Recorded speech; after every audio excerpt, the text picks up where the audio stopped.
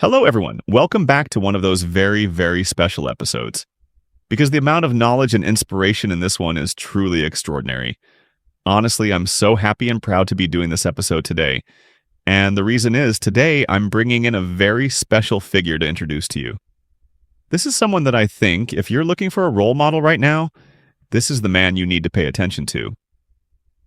Who is it? It's Marcus Aurelius. Now, why is Marcus Aurelius such a person worth our time, worth looking at, worth learning from, and worth studying? Let me just give you a quick overview of his profile. You'll see right away that anyone who knows about him and studies him is incredibly fortunate. Do you know that Marcus Aurelius was one of the great emperors of Rome? And in fact, some people even consider him one of the three greatest emperors of the ancient world. Meaning, if you put them all together, he makes it into the top three. And the list of people who admire Marcus Aurelius is just huge. Among them are famous names like Shakespeare, the author of Romeo and Juliet, right? Then you've got Bill Clinton, former US president, and even J.K. Rowling. If you search for the list of well-known people who admire Marcus Aurelius, you'll see that it's very, very long. And one of the most accurate and complete remarks about him came from the historian Herodian, who wrote this. Among the emperors, he alone gave proof of his deep learning, not just by his words or his knowledge of philosophy, but also through his flawless character and his simple way of life. Now, you see, when a renowned historian gives such a statement, that shows just how worthy this man is of being admired, studied, and even idolized. And personally, for me, when I learn from Emperor Marcus Aurelius, I don't just learn about success. Of course, there's success. We can't deny that. He was a king, after all, right? But beyond success, what we get to learn is about life itself. We learn how to deal with our inner world, when we're under stress, when we're disappointed, when we're discouraged. By practicing his methods, we can build a life that's strong, steady, and genuinely happy. That's why I titled this episode 3 Timeless Lessons, and I really believe they are timeless. Because when I read about the problems he faced, I can't help but think, wow, after all these centuries, they still feel so familiar, so relevant. And if they're still relevant, why wouldn't we apply them in our own lives, right? All right then, let's not waste any more time.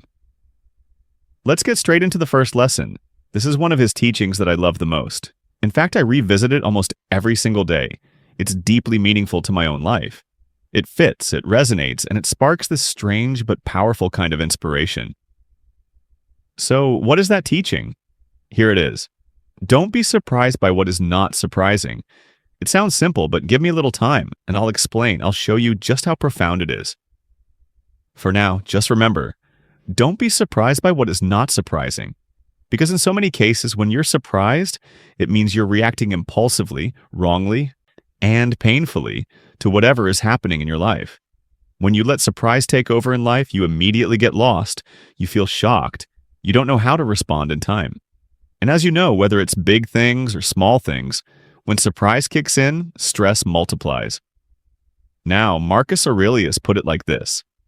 Remember, you should not be surprised that a fig tree produces figs, nor should you be surprised that the world produces what it does. A good doctor is not surprised when his patient runs a fever. A sailor is not surprised when the wind blows hard against him. Profound, right? Let me break it down for you. For example, let's say you work in an office.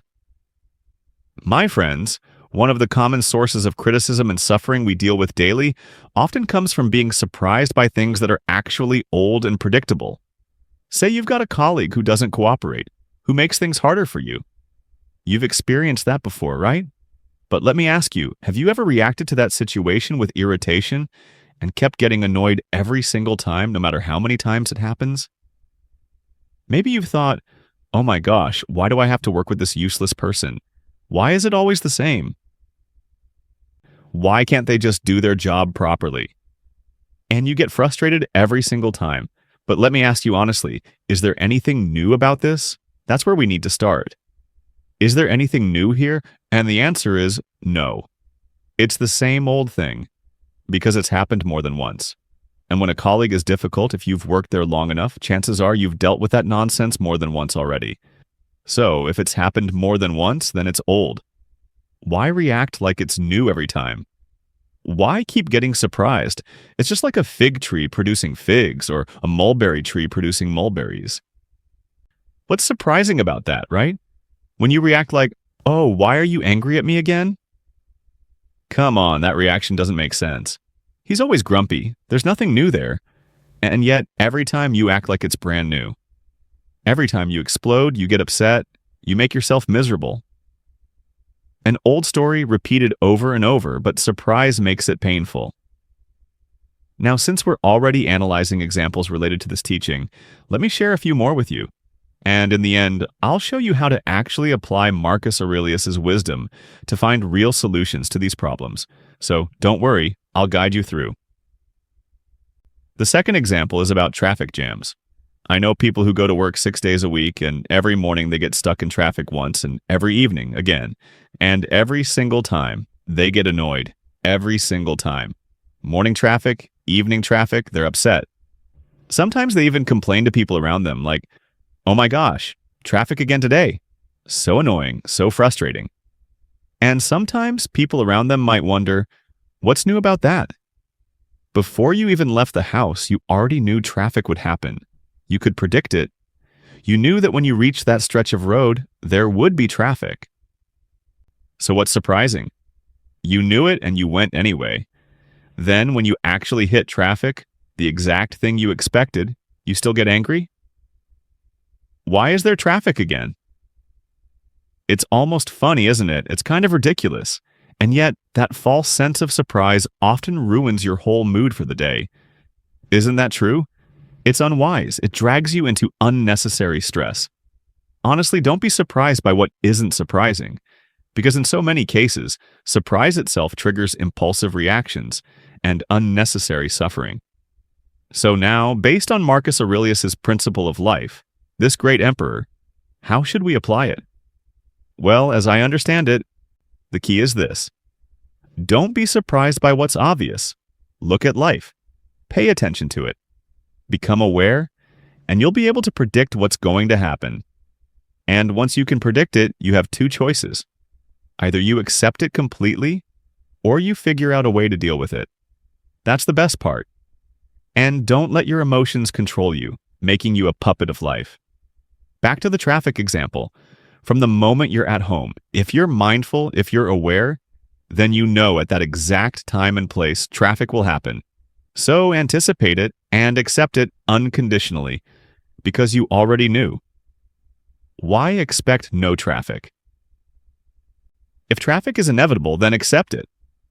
Okay, I'll reach that point, and yes, there will be traffic. I won't resist it. If you can do that, you won't be unhappy or angry. Don't underestimate the human mind. Our psychology is amazing. When you've already accepted something, the pain is no longer pain, or at the very least, it becomes much lighter. Think about the image of a mother.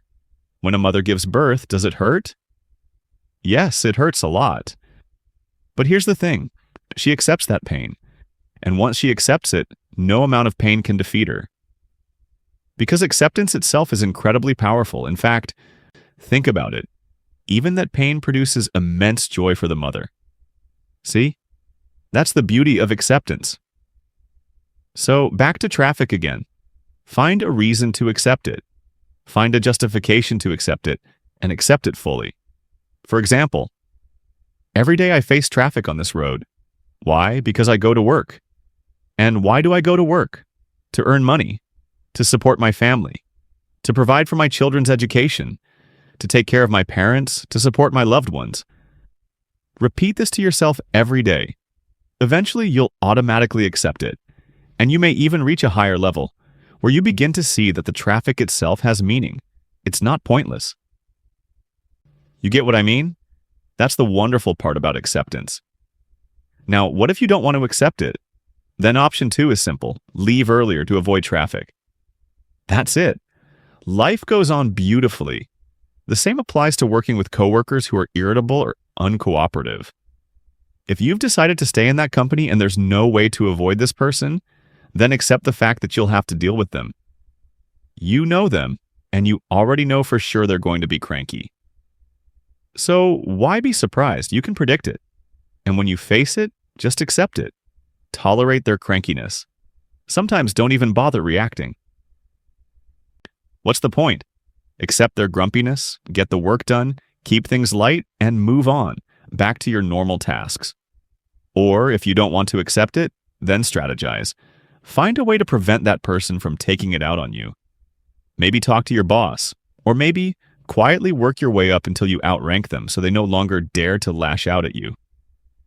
That's another way. That's how you avoid being surprised by what's not surprising. Yeah, you stop overreacting, saying things like, "Why did this happen?"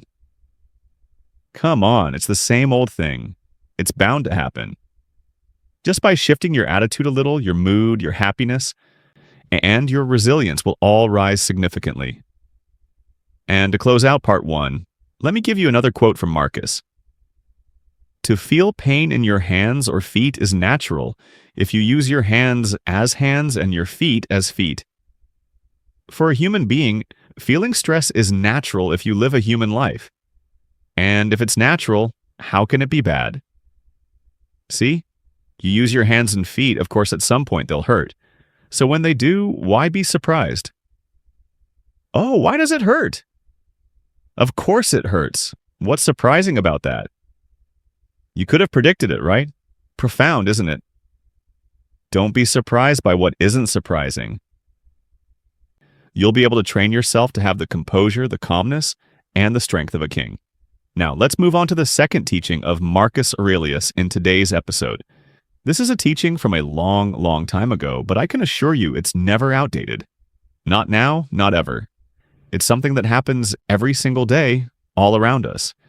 And sadly, even though we've had the answer since ancient times, for ages in today's so-called modern and civilized world, many people still feel completely stuck when it comes to this.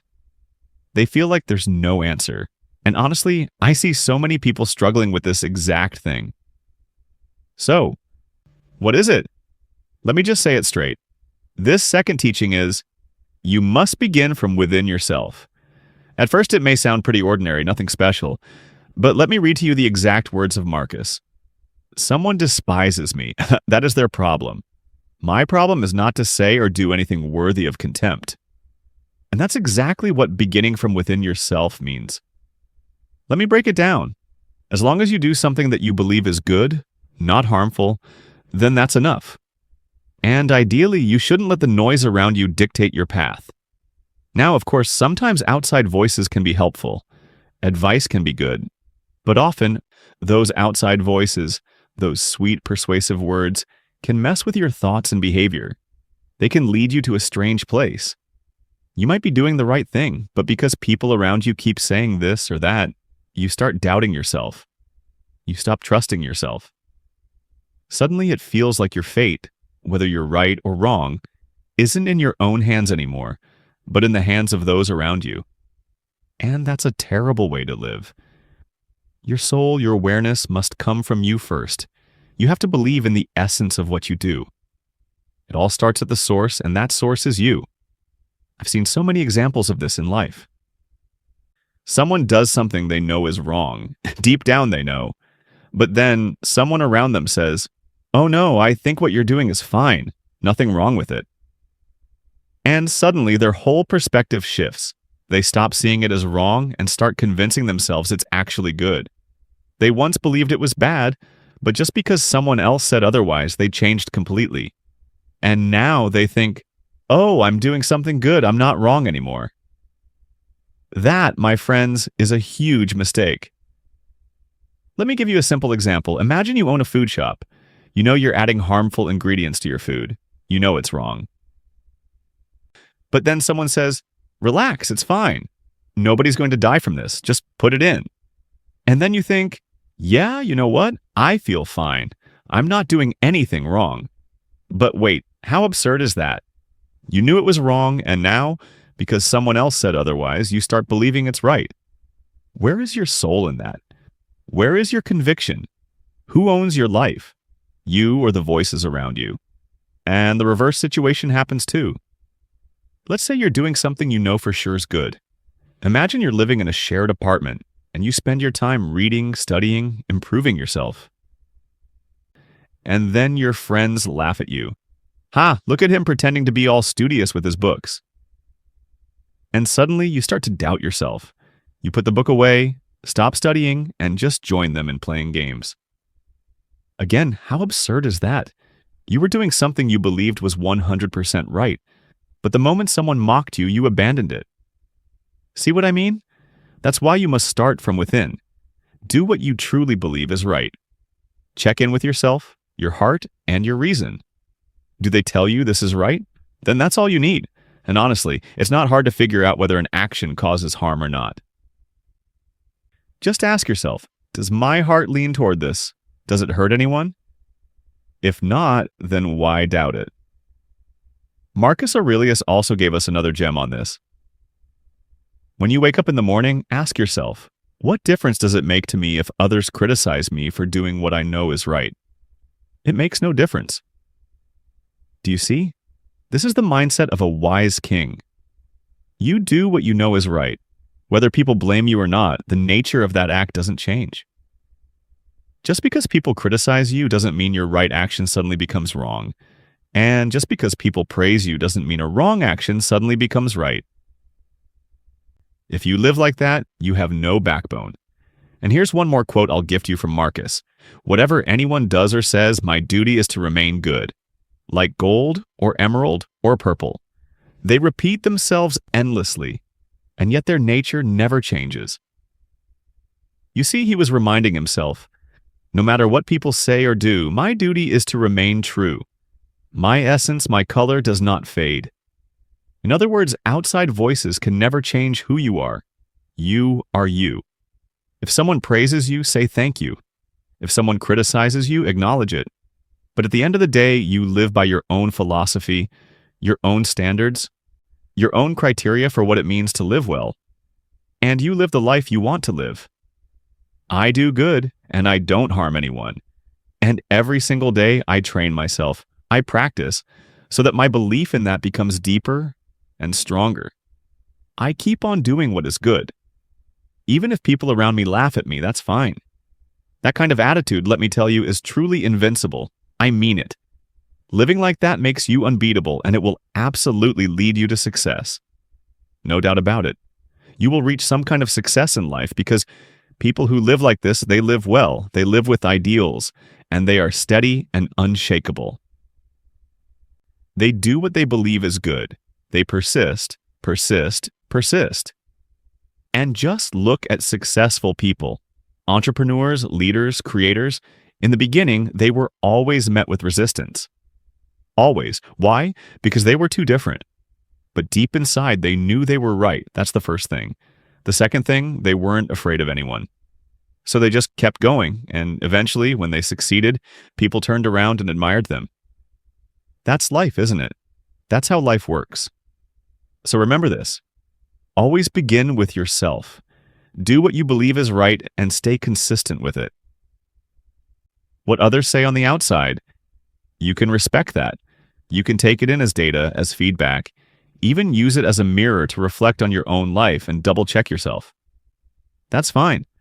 But if you live in a way where every time someone criticizes you, you immediately change your views, without checking, without examining, without building your own conviction, then you're just like a robot being controlled, pulled by strings. And a life like that will go nowhere. So please remember this. Now, we've come to the final part of today's talk. And this one isn't exactly an official teaching of Marcus Aurelius. In fact, he never directly said this. What I'm about to share comes from observing what he did, not from what he said. I learned it by watching his actions, and I try to apply it myself. So what is it? My friends, I believe each of us should have our own self-help book. Now, I know some of you might roll your eyes at the word self-help. Some of you probably hate it, right? You think self-help books are just get-rich-quick schemes or some manipulative tricks. But why do we dislike self-help books so much? And don't worry, I'm not here to promote or sell any book. That's not the point. What I'm talking about is your own self-help book. And who is the author of that book? You.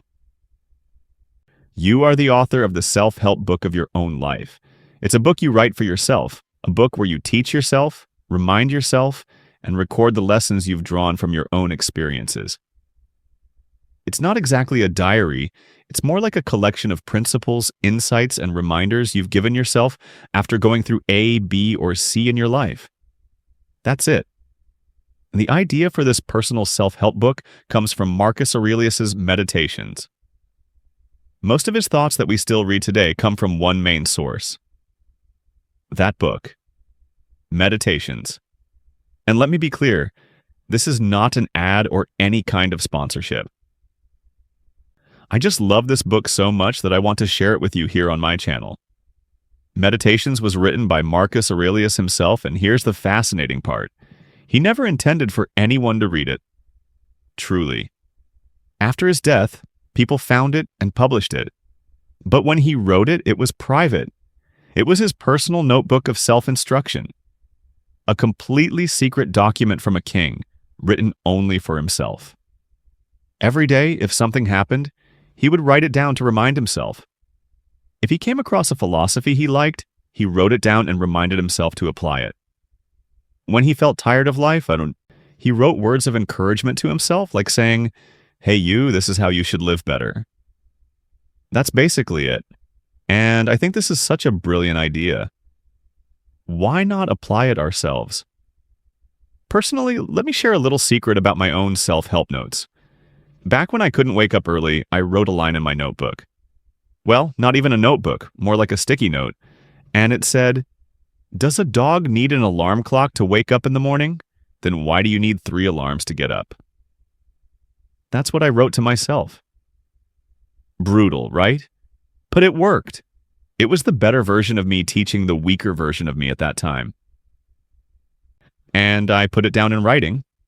Sometimes I go back and read it, once a week, maybe once every 3 weeks. And here's the beauty of your own self-help book. You're the author. So when you read it back, you understand every word, every tone, every bit of attitude. Because it's yours. It's your language, your mindset, your spirit. And I absorb it so much faster than I ever could from someone else's book. That's why I have my own book, my very own. And every day I keep adding to it. Adding. Even now, I'm still adding. Whenever I stumble in life, whenever I fail at something, I look back at that failure and I write down what I should do to make my life better. So yes, I'm also an author of a self-help book. It's just that I never publish it. And of course, it's very private. I never want anyone to read my book. And honestly, I believe you should do the same. Here's another line I wrote in my book. Look at yourself. How many hours do you sleep a day? You stay up so late, then wake up and dive straight into the computer. Your whole day is full of negativity and irritation. Now you're sick. Of course you are. What else would you expect? Being sick makes perfect sense. If you want to stop being sick, then stop doing the things I just listed. Do that and you won't be sick. That's it. Do you see? I scold myself. I talk to myself. I lecture myself. Some people will use softer words, some will be harsher. That depends on you. As for me, I'm strict with myself. I love myself deeply, but I'm also very strict. And I use the harshest words on myself. But don't worry, I don't get hurt by my own words. On the contrary, I find them inspiring. That's how I grow. Every day, after living through it, I reflect on where I went wrong, and I teach myself again in that book. And I reread it often, really often, and I can tell you, I've grown so much from it, and that makes me happy. Here's a funny little reason I sometimes give people when they ask me, "Why don't you write a book?" My answer, I'm busy. I'm already writing my book, for myself. I don't have time to publish one. And honestly, at least for now, I don't think I'll ever want to publish a book for the public. So that's the final lesson I wanted to share with you today. I saw that Marcus Aurelius had his own personal self-help book, and I thought it was brilliant. And I wanted to have one for myself too. So I just write, and that's it. It's so inspiring. It sinks in so easily when you're teaching yourself because there's no pride or ego getting in the way. And that's it. 3 timeless lessons from Marcus Aurelius. one of the most famous and successful emperors of the ancient world. I hope each of you takes away something valuable from this. If you noticed, I deliberately chose the simplest, most basic teachings. Even though these philosophies are ancient, the examples I shared are all from modern life. I hope you've seen a fresh perspective in them. Now, I should also warn you, Meditations is a bit hard to read, but if you stick with it, with effort and patience, it'll sink in so deeply. All right, that's it for today's episode. Goodbye, my friends. See you next time.